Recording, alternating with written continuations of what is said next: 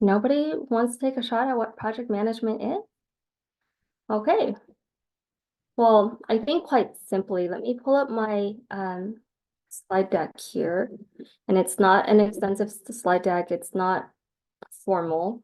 I was hoping that we could just spend some time and I can, help with the projects that you have going on. So really to me, project management is just get the job done. Right? I think in the tech sector, in public sector, there is a lot of different definitions going around on what project management is. But at the end of the day, it's getting a task done, it's getting a project done, and the project is loosely defined. My fiance used to be in construction, and his definition of projects is very, very different than my definition of projects in the healthcare world, and then also in public sector. So getting a feel for what your projects are right now, like whether it's applying to college, getting a job, starting, a seed company, whatever it is, all of these little tasks are things that we're trying to wrangle and get stakeholders involved and get support around it. So quite simply for me, when I do project meetings with my team, my division is about 20 people big, growing. And when I talk about, security projects or capital projects or logistics projects, I think I break it down for my team. I go, guys, think about what resources you need, what people and tasks are needed to accomplish a goal. And for the broader vision, it's to understand, does this goal have value? Does it meet the needs of what we're trying to do here? Is it timely? An example of timeliness would be, would I put my resources, people, and tasks into, growing, let's say, a greenhouse? Would I do that in the middle of the summer and invest all this resources? Is it timely? Probably not. Is it user focused? Like, is there a benefit to who our audience is? And then number 4, I leave a big circle because that's kind of where we get to define what the project is and what it means, either to the organization, to the department, the group, or the person. And then in my head, a good project is always evolving. A good task would boom into bigger tasks, or sometimes it's a one and done. And we have to define that, as leaders or as managers, or even as, people who are trying to get something done.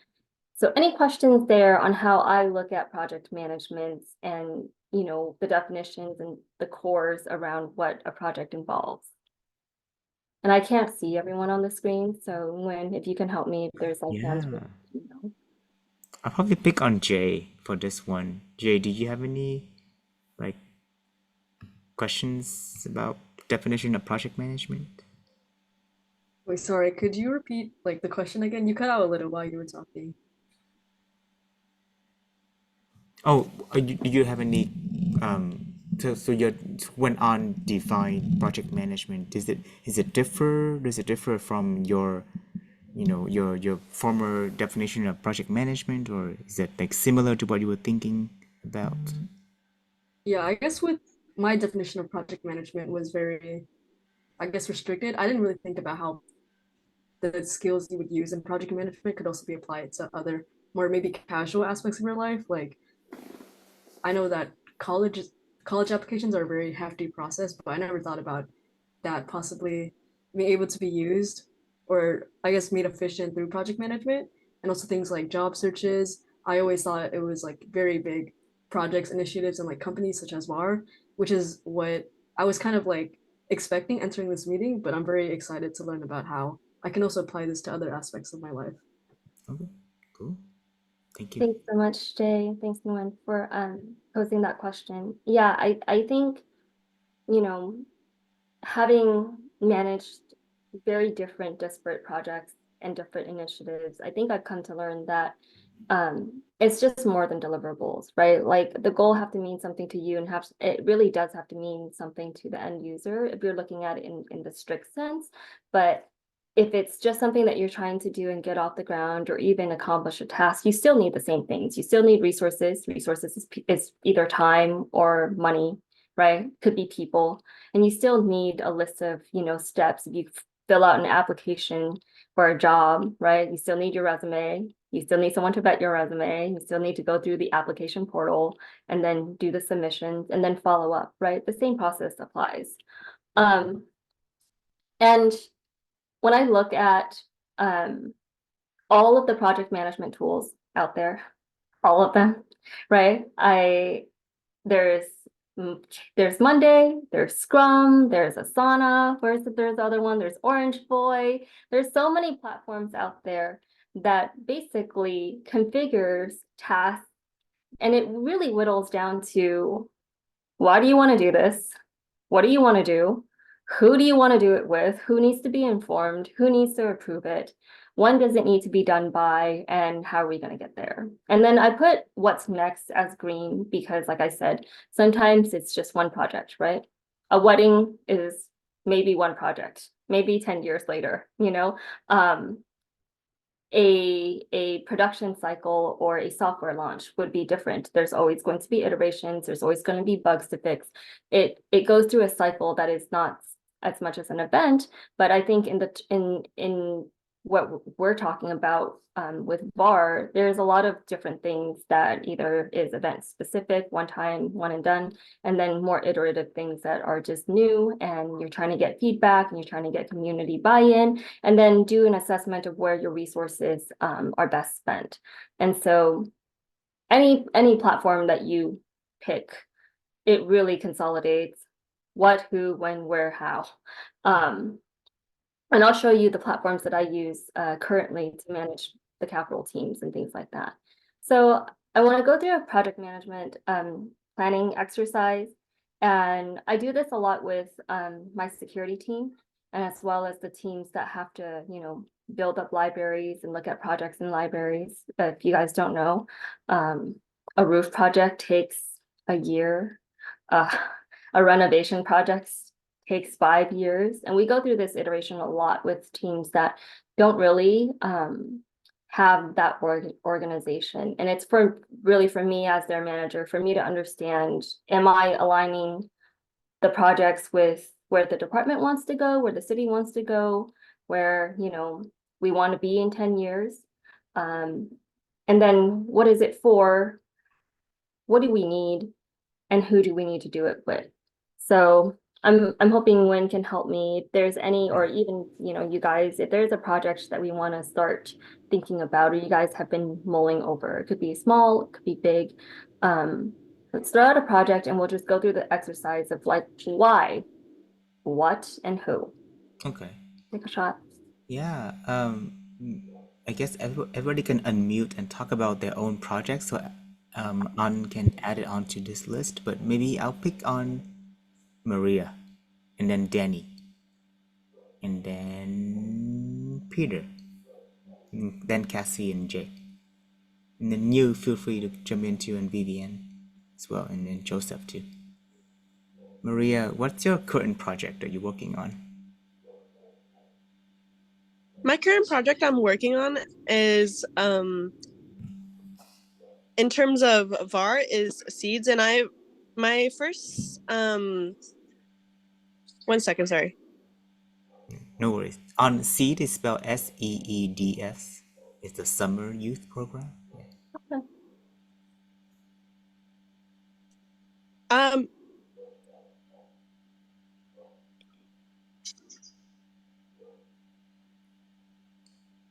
Sorry, Maria, lost you a little bit there.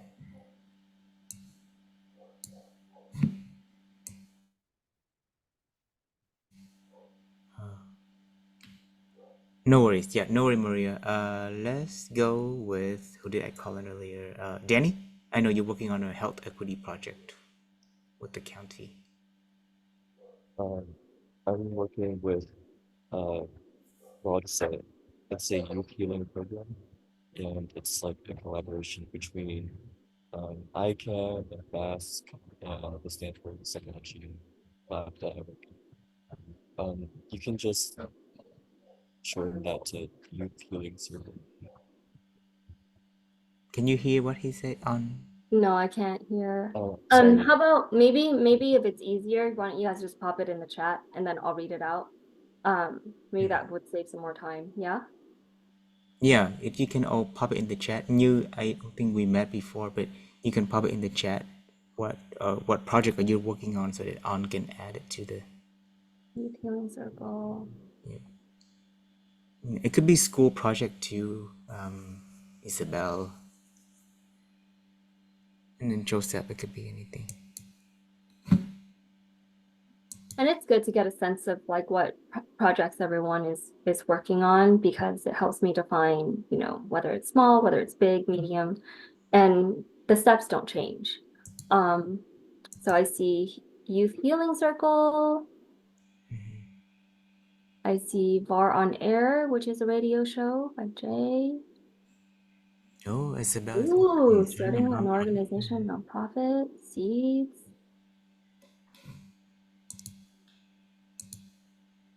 Như, what are you working on in terms of project? It could be school too. Joseph. Community engagement in April. Oh, dental school. And my project is to make sure that this internship program is meaningful. Okay. So I see that there's quite a bit of range. So I'll make myself an example, right? My project for tonight is to deliver a presentation on project management. Why do I want to do this? Why are we doing this, right? So if I were to establish the why, it's really to help our interns and staff gain insight on project management. That's why we're doing it, right? And then when, as you know, as we look at this, it's you can define and shorten the why even further, right? Projects in regards to understanding how AIML can be used to project whether a plant is grown from space or Earth. I have a fellow plant person in the room. That's pretty cool. So if I were to look at the why, and this is, you know, to help you all gain an insight on what successful project planning is, what do I need? What do you think I would need, right? I would need people. I would need time, a mechanism to deliver. And I would probably need exec support, which is in this case, Nguyen, right? I would probably need some kind of support. And so when I look at what it is, it's not costing me money. It's not costing bar money. It's really getting the right people in the room to have a discussion and the time for us to do it and the space, which is Zoom, to do it. And then obviously someone to lead it and facilitate it with me. That's all I need. Who needs to be involved? Like who do we need to make this project successful? If I was Nguyen, he would need me or a speaker, right? If I'm the speaker, I would need Nguyen and you guys to be my audience. You guys are the audience that I'm speaking to. So attendees, other supporters. So if I'm saying, oh, this is the project that I want to do over and over again, right? I would probably need someone to want this presentation to be done over and over again. In this case, we're being recorded, so it doesn't really matter. But going through this exercise of just being very, very realistic about why and what the benefit is, you can kind of fill in the blanks of like what you need, how much time, what are the constraints, what is the mechanism to deliver, and who is the audience that's receiving it. So we go through this exercise a lot when we talk about, when I say we, like when me and my staff talk about how do we prioritize work? How do we prioritize which buildings get fixed first? How do we prioritize hiring for our security team? How do we prioritize even emergency plans within the city, right? Do we prioritize earthquake planning? Do we prioritize flood planning? All of those things require a why, a what, and a who. So I want to stop there and see if you guys have any questions on the way that I define these stages in the project planning cycle. Any questions you guys have so far, or can you relate this to your projects that you're working on? I'll pick on Peter. Oh, Peter. Oh, Peter is probably going to be busy. He has other things to do. Okay, Cassie, does it relate? Can you relate this to your project that you're working on? Yeah, I can relate this to my project. I think it's a really good way to like start thinking about what things I'm missing or what I should start considering when I do this project. So yeah. Okay. And I use the term project loosely, like I said, because not all things need to be a project and not all tasks are related, right? And so if I think about the smallest scale, I would probably condense this to like why and who. And I think as you go through iterations, and I mean, as you go through applications and other like events and things like that for work, you'll find that the stages are relative. And that's why I say like the terminology doesn't really matter, it's just the process. So as long as you can get yourself from in conception in the tech world, it's like, oh, the idea or the initiation process. For me, it's the why, all the way to how it's delivered. We can probably get a flow, and then that helps you be more empowered to design your own project planning tools. And so I think it's important over and over again to understand the difference between what is a strategic goal, a tactical goal, and an operational goal. And the cycle in which we, as project managers or anybody that wants to get something going, lives somewhere in the middle of tactical and operational. Strategic goals are big long-term pictures. So I saw someone wanted to do a nonprofit, right? The nonprofit would serve a purpose. That's a big long-term goal. It's going to probably take more than 2 to 5 years. You have to define a vision, a mission, why it would be impactful, why our society needs this, what is the benefit? And there's a lot of executive level management, establishing, a spokesperson, a leader, forming your leadership team. That's all very strategic and long-term. In terms of project management, it's very short-term. Like there's a defined end date to the first iteration, the first, project, and then more projects after that. It's focused on a very specific goal. Whereas, I want to end world hunger is not a project, right? I want to deliver 50 bags of rice, in the next 2 weeks to a tribe in Africa is the project. It involves very middle management, your managers, the staff, and then how does it align with like the overall mission of, ending world hunger? And then operational goals are the day-to-day. And that's not to be confused with the task, right? Like you would not put in your project planning, read emails every day, right? That's something that you do every day. It's built into your day-to-day. It should be the same as, checking my emails, reading my phone logs, checking in with my boss. Those are day-to-day things. They're not part of your project. And the detail level for specific outcomes, right? So if I were to say for this project, which is me delivering this presentation, the specific outcome is that you guys all take, like if there's one thing that you guys leave with today, is to know that project management is what you make it in defined steps. And it's really how you organize yourself from point A, which is why, to how. How do I deliver it? And then where does it align with the overall mission of what you're trying to do? So for VAR, how does your project align with VAR's values? How does your project improve lives? Whatever it is that you guys want to define that purpose. And that purpose should always be very consistent in how you can communicate it. So I'll give you an example. I went through an operational planning meeting with my teams, and I said, why do we want to build up library security. Did you guys know that the library has a security problem? So you guys go into the library in San Jose, you know, why do we want to build up library security? And people would look at me and say, well, why? The goal is because we want to keep the libraries open. We want it to be open longer for longer periods of time, and we want it to be safe, right?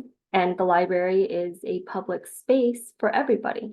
How do we maintain a public space for everybody to access knowledge without it being dangerous, right?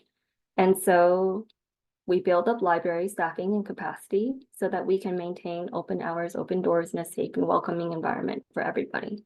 And that becomes the day-to-day strategic plan that we implement every single day, right? The security officers know this, the managers know it, the librarians know it, and it becomes part of our organizational culture. So that's why it's so important for us to understand that the project management cycle goes between operational and tactical. Your day-to-day feeds into how you run your team, how you run your, your project, but also it feeds to something much higher, and you have to define what that higher thing is. And it's different in private companies, in smaller organizations, in a city department, right? And so when we get to when, this is where it's always tricky. And I say that we leave a lot of room and grace. You saw that strategic plans are 2 years, 2 to 5 years.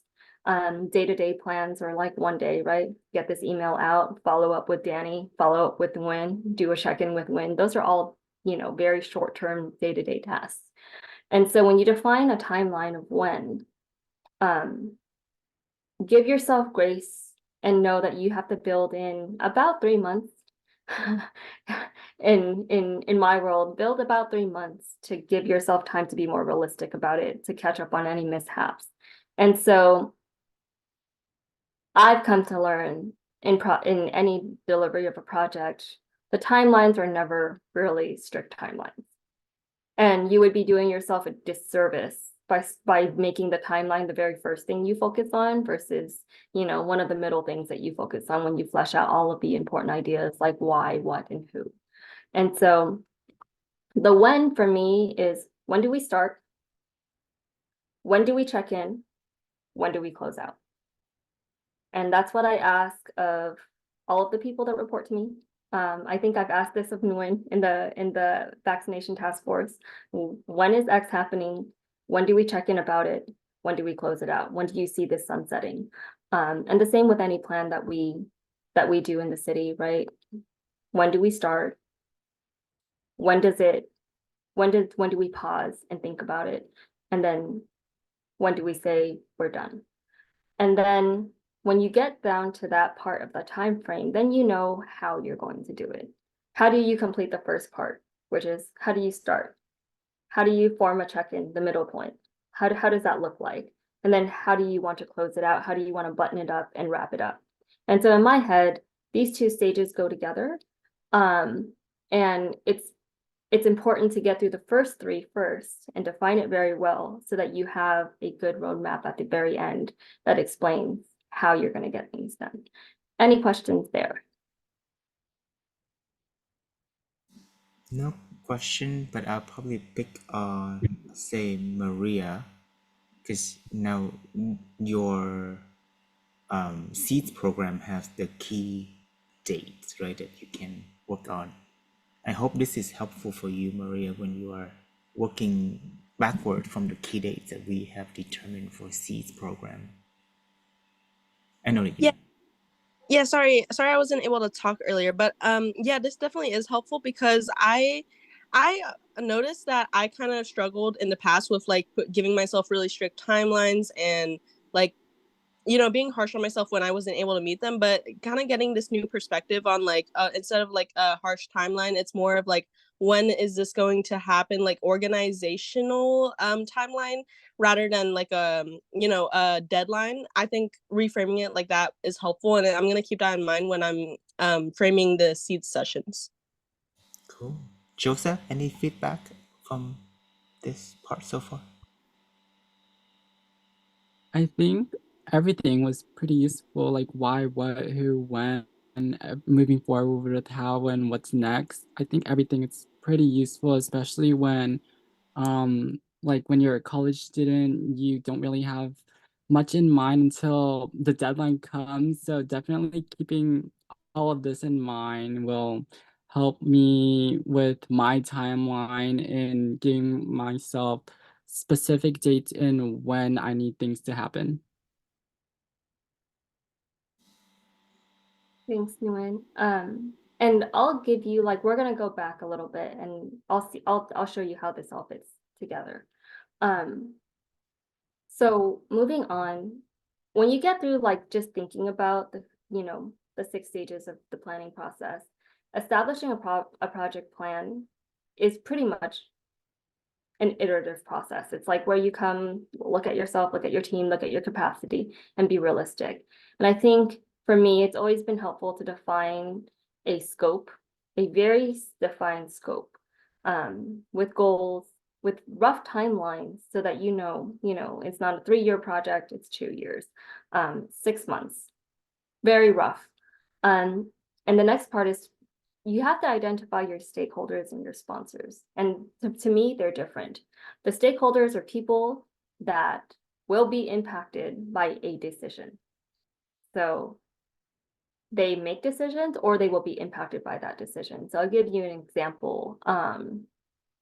Let's say for this presentation, right? My stakeholders are you guys. The stakeholder is Nguyen, right?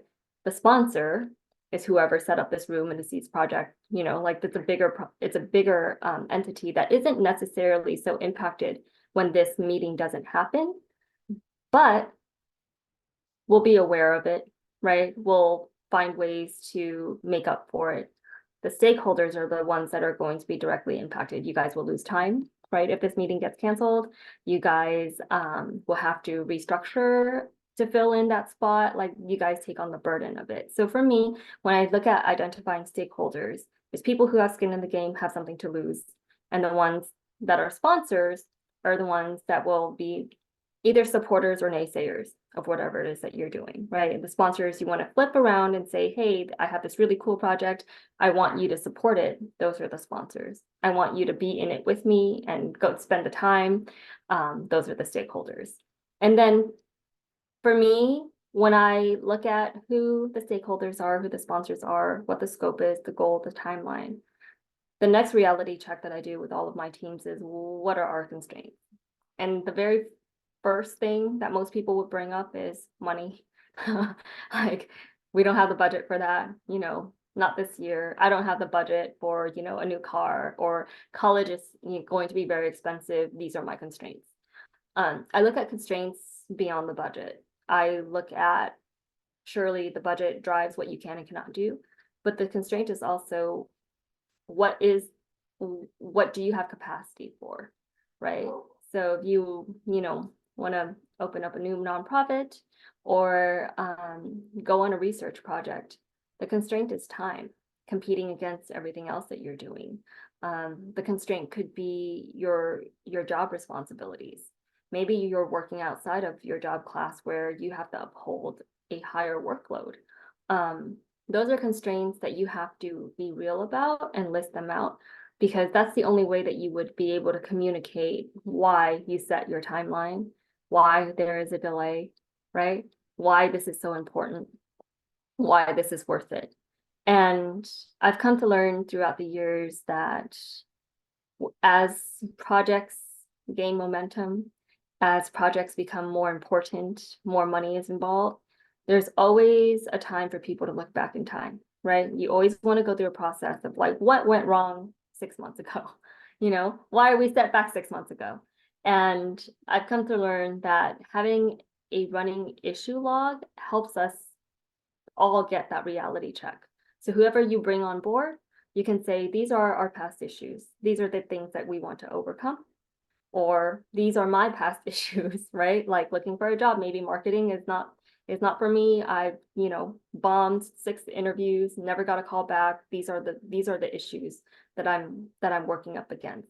And only then can you forecast and basically plan for the future. And if you don't have that insight of like what you're constrained in, what the issues are, it's very, very hard to define very successful goals and explain it to people in a way that they would champion your initiative or what you want to do. And then for me, especially when the projects become more formal, I anticipate that people may not read or listen or both. So, like I said, people's constraints are defined differently. It's not just about the money, it's about the time, it's about the responsibility, it's about their attention, where they're at in their life. All of those things are constraints. So for me, best practices is to establish routine check-ins frequently.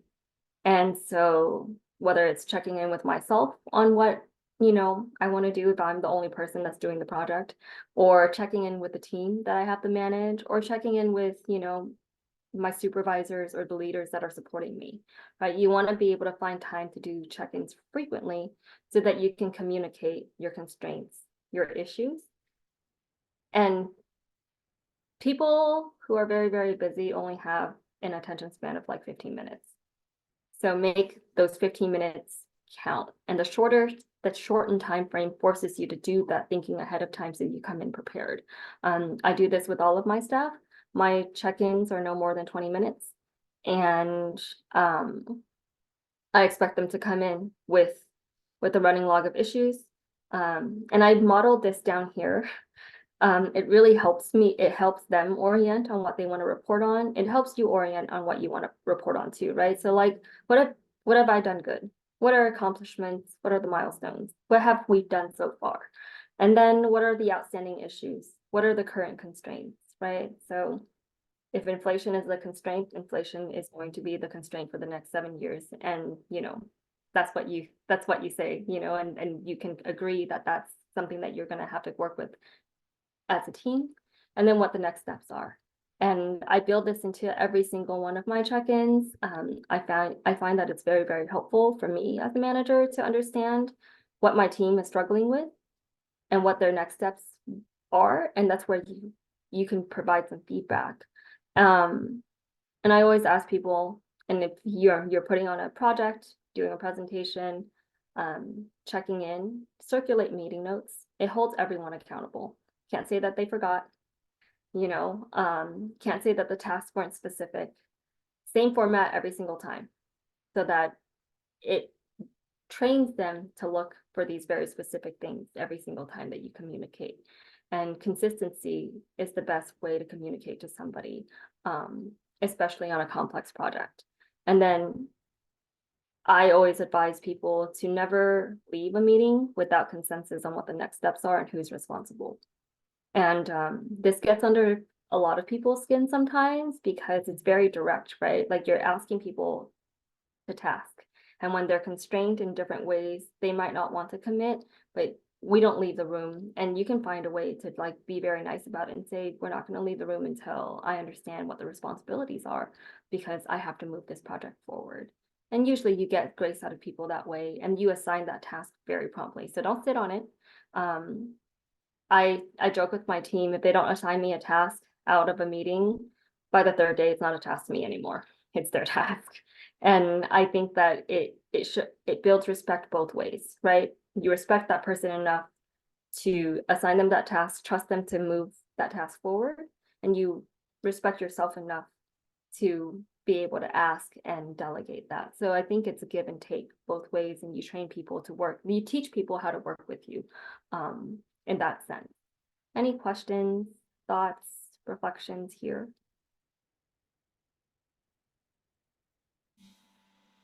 Any feedback? Vivian, you wrote something there. Jay, Isabel, any feedback on this one? For me at least, because like I was the one who said like me and my friends are starting a nonprofit. I think I was really able to take in a lot when you were talking about stakeholders and sponsors, and like also creating like a timeline for ourselves. I think it was really difficult because we really focused on the timeline rather than like what you were stating earlier, like what our importance is and our goal for this nonprofit. And then for stakeholders and sponsors, I could really relate this to us really specifically because like we're the stakeholders and our sponsors are like who we're applying to get like physical sponsorships from. And we're at risk for whether they say yes or no once we apply. And I think that was something I was really able to take away. Yeah. Thank you. Awesome. There's a question in the chat from you. Do you want to address that? So when it comes to longer projects, what factors do you keep in mind when determining the due dates for a certain portion of the project? And what do you do when things seem to be falling behind? The factors I keep in mind is what's realistic for everybody that has a stake in what we're doing, right? So you would not establish timelines by yourself, would not do it with your boss. Everybody in the room has to agree on that timeline. And that's the very first factor that I factor in is what is realistically possible for everyone that is involved. And you go through iterations of this conversation. And so I'll give you an example. I made a budget ask to basically fund 10 positions, right? Hiring in the city is a full-time job, right? What's realistically possible is that it takes 6 months to basically get a posting out there, wait for the people to respond, go through the applications, assemble an interview team, make time for that interview, right? Go through the interview, do a follow-up interview, go through the background check, right? And so you have to know all of the steps that it would take to just get there and what's physically feasible for the people involved. And that's where you establish your timeline. And for, starting a nonprofit or a larger project, you don't really have clarity of the timelines until you know the costs, the people involved, and who all has to work on it. And you have to come up with that as a team. And really, in my experience, the conversation has always been like the timeline establishment happens in these meetings, these check-in meetings. These kickoff meetings don't probably have a timeline established. You can come up with roughly a standard, right? So like you can Google application for a nonprofit, right? From start to finish. Probably going to take 2 years. Building a new library, probably 10 years. And you build that timeline in until you can get the steps. And it's always an iterative step. And that's why it's very, very important to have those check-ins frequently and look at who needs to get off the bus on the bus to make this work. Brought the intern team and community engagement team in 2 months. Hence why I have the city. Yeah, it takes a long time for us to hire. And for me too, right? When you establish goals, you want the right people on the team. And so when you're more picky, it takes longer. Turn away people more. I'll be honest, I've gone through 6 recruitments for my security positions, and I failed 2, right? And I'm looking for a very specific personality, very specific candidate, and it's because I've gone through the process of looking at what I need, what I don't need, what the organization needs, how does that align? So that's why you have to do a lot of soul searching and a lot of soul searching with the team. And it's very, very important to have the right stakeholders, the right team members in place, because it takes a lot of trust both ways. Any questions there?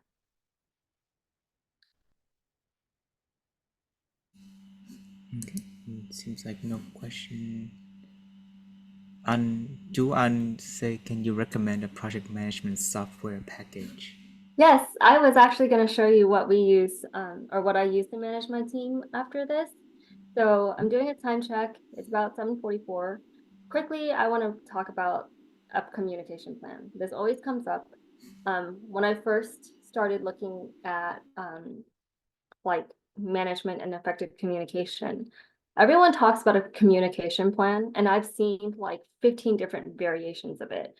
And it boils down to what do you want to communicate, who do you want to communicate it to, when, and how do you want to do it, right? People or organizations that have a marketing team gets to worry about all of this. smaller teams, smaller entities have to do it on their own. So it's always important to have that in mind when you communicate on your project. One, to give people status updates because it's important to you. Two, to get sponsors or to get more resources to support your cause. So always consider who the audience is and who will receive this message. Not everyone needs to receive the same message. What is the topic? Is it relevant to them? Who is the owner? So who is best at delivering this? There's some messages like reminders that could be, better sent by staff, be sent by you. Other times it's better for someone that has more management level or executive level presence to deliver that message, to convey support, to convey ownership. What is the schedule? How often? Obviously, forming a new project or a new nonprofits, or even planning for a wedding, right? How often do you want to communicate and provide updates and things like that? And then what is the message? Is it all text? Is it all email? Is it radio, TV? You have to consider the method in which you deliver these messages. And then how often do you need to go back and revisit, and what's the status? People always want to know when people start something and then how they're doing with it. And so as you look at those things, whatever it is that you want to start, right? Like, I'm starting it, let the world know you started, but they always want to know like what happened, and you don't want to leave people in the dark. So anytime, the rule of thumb for me is that anytime that people start asking questions about, how are you, or how's the organization, or how's work, they're very curious about what the milestones are. And it's important to be prepared to deliver those things, especially if you're trying to get larger feedback and larger support around any specific project. Moving quickly through issue resolution. I liked the RACI chart here for issue resolution specifically. And I don't think it applies so much for a smaller team, but it's good to say who you communicated with, but I think it's more important to identify who you communicated and task something with. And so I don't know if we have time to go through, let's We see. can take some time to go through Cassie Racy chart too on. Yeah, let me pull that up.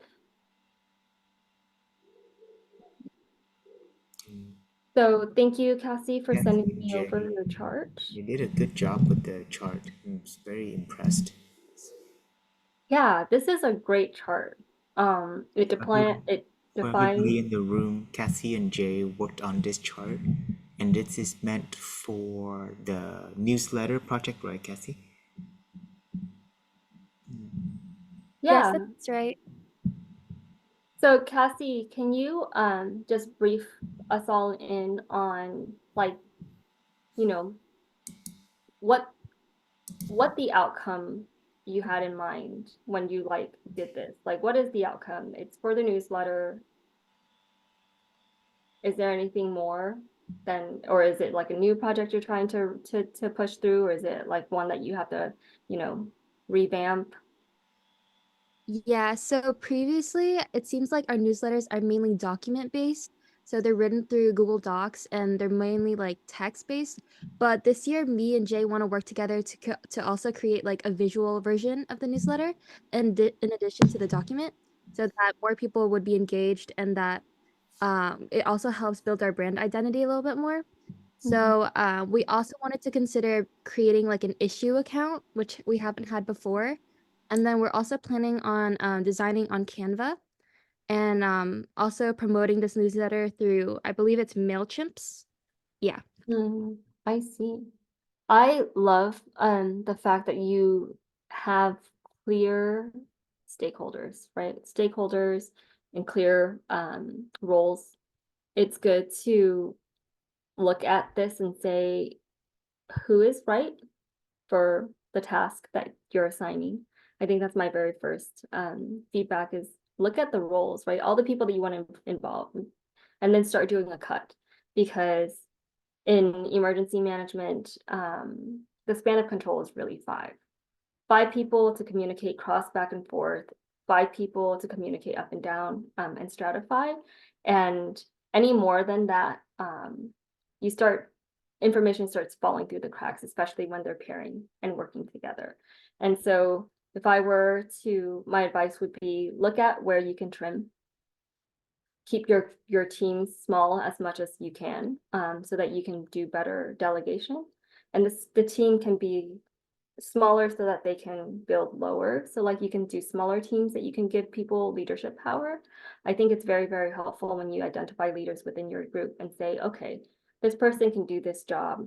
They don't have to be side by side. They can have this person report to them. It helps move things along, especially when your projects get bigger, especially this one where I hear that there's various channels that you want to do, various projects, little things that move, that have to move. And the RACI chart will not be able to keep track after 6 months of who, what, when, where, why has been communicated with what.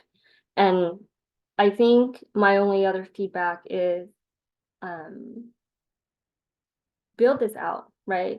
The planning stage, like plan all the pieces of the newsletter. There's ways for you to even truncate that, like do expansions and say, what are those pieces? And who really has ownership over those pieces? The design phase, translate newsletter from English to Vid, like look at it from the time frame perspective, right? If you're looking at a 6-month truncate, like how many newsletters is that? And it's always good to look at your different stages and say, how do I define success? It's one thing to track a project, it's tracking people's like output, but it's another to look back and say, you know, is it effective? And if you don't have a way to measure the effectiveness, tracking the communication would just go in circles. So I think like that's my only feedback is as you look at this chart, also think about how do I measure my effectiveness in communicating, in planning, those kinds of things. And then down here, my advice is that you want to consolidate a little bit. There's the driver, there's a person that's responsible. I would consolidate the responsible party with the driver. Because those, like I said, that person can manage another person. It gives an opportunity for someone to manage somebody else, leadership experience. Who's accountable? This sounds to me like there's a manager that or a supervisor that needs to be, you know, involved. And correct me if I'm wrong, like I don't really know much about like the structure of BAR and their newsletter, but I think there's probably 2 levels, 3 levels of reporting here that can be truncated a little bit to make sure that, you know, there's clear people doing things, and then whoever is, you know, needs to be informed or make a decision. Those are basically your sponsors, unless they make that decision that impacts the staff. And I think like that's the difference between strategic goals and operational goals, right? So Cassie, I think my advice is that consolidate this to maybe 5 different stakeholders or 5 different doers, and then all the ones that are supporters, they're just basically your sponsors, and that becomes a separate kind of notification. You don't have to track all of the people that you communicated with as supporters. Does that make sense? Like keep it internal to just your project, the people that have to implement it. And Okay, sounds good. I can work on that. And I think just for the sake of time, I'll show you guys. So I'm on maternity leave right now, but before I left, this is what we worked with for my team. And so we got a almost $4 million grant from the state to renovate Biblioteca Latinoamericana Library. And the library has to put a match of equal amount to build out this library, right? So for me, a capital project would probably take 5 years. And for grants, they're very time defined, right? So the exercise that we go through, and we use monday.com. I love monday.com over Scrum, over Trello, over Asana. over Orange Boy. Monday.com is my best friend. And you pay by the seat. So it's very efficient in terms of like tracking small groups, large groups, depending on what your budget is, right? And you can always add more people. So I go through a pre-planning exercise with the team, and this is where I would establish everything that needs, like all the frilly stuff that needs to happen. I would put it here in the pre-planning part. I want to take your attention to like what it is to actually manage a task. And so for me, the key components are like, what is that task? And you'll see, like Cassie, I said, like expand out, the pieces of the newsletter. This is my definition of expanding out a piece. Task 1, project team meetings. There are more meetings, right, that needs to happen. Every single one, I would add a sub item. Another key component is who's the owner. For us, we use like updates here. So all of the, the way that you guys use the RACI to like track who you guys informed or reached out to, this basically does it for me in this format, so that if I were to go through and see what my team has updated me on when I come back from maternity leave, this would all be there. This is who they communicated with, and I would just scroll down and see who's the last communication and follow up with them. The status, the owner, who's it tasked to, what's the priority? And this is where I think in the RACI example, it would be the accountable party, who's held accountable for this project moving through. So that would be me in this instance. And I would flag what's high, what's low, what's medium, so that my team can have a better orientation on, how to prioritize their tasks. The timeline is very, very flexible. And when I said there's dependencies, this is what I mean. I establish the timeline and I build it in dependent on a task. So you'll see down here, task 2 is very dependent on the completion of task 1.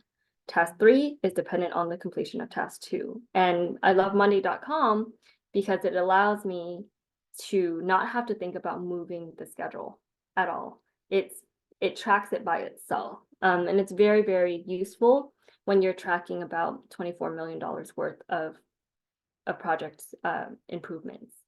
And so I go through the process of planning all of this out with my team. And these timelines, when I said that they're movable, I know that there's some leeway in what we can do. And if it's a 5-year project, I back into that 5 years. And so if you want to start a nonprofit and it's about a 2-year time frame, back into that 2-year time frame, and you build it out that way. And then all of the documents that I need to track my costs, I would put it here.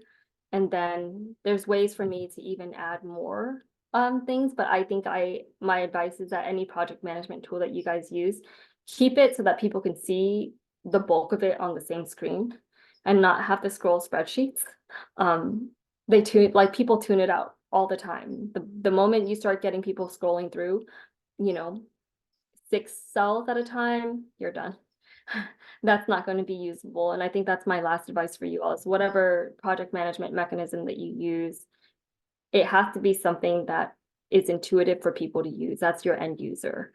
And really, it's always good to check in and say, is this working? And I don't think even in government, you don't do that enough, to sit there and say, is this working? Are you guys getting what you need from it? Is this tracking the way that we want it to track? And I think those are more leadership questions for whoever is driving it or responsible for the project. And like I said, everyone uses the word project management, but really it's like how to hold yourself accountable and how to hold other people accountable so that you can get as close to the end goal as possible with as many issues reduced as possible. And so I think, for me to wrap up, I do this with my teams all the time.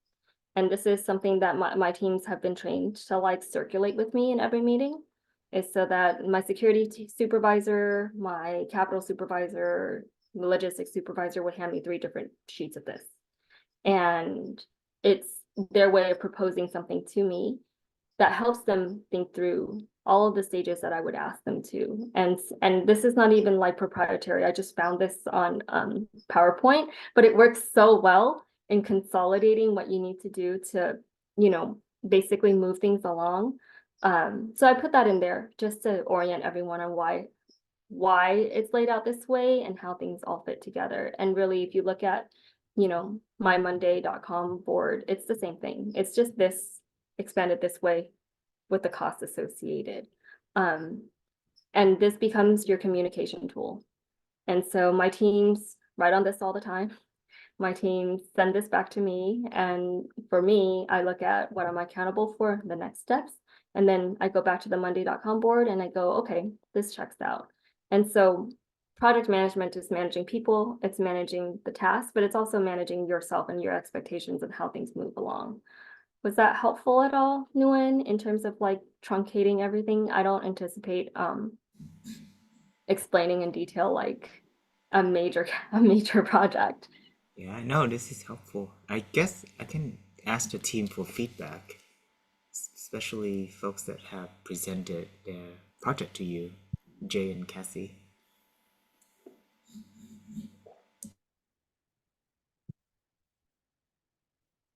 Was it helpful for you guys? Yeah, it was really helpful, especially with the feedback for the RACI chart, since I don't know a lot. Like I never had to look into different like project management tools before creating the one for the newsletter. But being able to like create that newsletter first off was very helpful. And also like now hearing your feedback on cutting it shorter a little and maybe even like adding more details. A lot of the steps that I was going to include, I felt was like excessive, but like after listening to your presentation, I realized it's like a lot of these small, tiny details that really contribute to this to the success of this project. Cool. Is that helpful for you, Joseph, New, Vivian, Isabel? Or any questions you may have for On? Yeah, I think it was really helpful information, especially because I was exposed to so many different ideas that I think I wouldn't have thought of beforehand, and especially the chart that you showed. I think we might look into that too for definitely managing our time and our timeline for our nonprofit. Yeah, thank you so much. Cool. Thank you. You say that Thank- I don't think I've learned about this in school, and it's an eye-opening experience. That's awesome. I wish they taught it in school when I was in school. I think I took a graduate class on project stakeholders. I aced it, but I forgot everything about it. I hated that class so much. Yeah, and I think like that's what I've come to learn is that like just everyone talks about project management, but it's really it's so loosely defined that the only way that you can like truncate it is to basically say like what do I want to do and how do I get there, right? Um, I also think it's funny that people use like project management tools to like tell on other people. Like there's a lot of drama that comes with that comes with using project management tools. And that's your opportunity to use like snide remarks and reminders and things like that. You can get pretty petty with it. Oh yeah, like you're late for your due date, something like Yeah, that. Like, yeah, at on you're late. Yeah. yeah. Nguyen can't do this dependent on. It's a thing. It's actually Oh yeah. really funny. And then lastly, before I let you all go, because I know that I'm over time by 4 minutes. It's important to communicate your milestones frequently. You always want to keep things that are important to you top of mind for you, right? But also for the people that you think is important to support you. Um, and so for me, um, we celebrate milestones every month or so. It's an opportunity to thank people for what they've contributed, to highlight successes, but also give people some room for appreciation, and then opening up the floor for what you can do better the next time around. And so it's one of those things that they don't talk a lot about in like management class or management tools, but like when you think about involving a lot of people and taking up all of their time, you have to show graciousness and gratitude in order for it to be successful. And I think if I leave you all with anything, it's that like the more people that you bring onto your teams, it's one thing to hold them accountable, but it's also another thing to hold yourself accountable and to be thankful for their contribution. Otherwise, your teams won't work if you have low morale. And I think like Nguyen can speak to this, right? Low morale does not give you a high producing team. And at the end of the day, you want high producers to stay and continue to produce. So Thank you so much, An. well, thank you guys for having me. And, you know, thanks so much for taking time out of your evening to hear me talk for an hour. Yeah, thank you so much. We want to do like a picture so that we can thank on our social media. Whatever, if you feel comfortable, feel free to turn on the camera. We can. Jay, are you doing a picture? Yeah, I'm a little busy right now. Okay. Yeah, we can do a. Let us know when you're ready, Jay. We can do like I don't know. Okay, I'm ready. I'll count us down. Give me 1 second. I have this thing I just bought. Wait, Okay. it's not even complete. Damn it. How do I do this? Okay. Okay, ready? 3, 2, 1. Okay, wait. 3, 2, 1. Okay, I got the picture. Cool. Any final words, questions, comments to on everybody? Thank you so much, guys. Have a good rest of your evening. Thanks, Nguyen, for having me. Yeah, thank you so much. It's helpful. All right, bye. All right, everyone. Thank you so much. Have a good night. Thanks, Joseph. Bye, Isabel.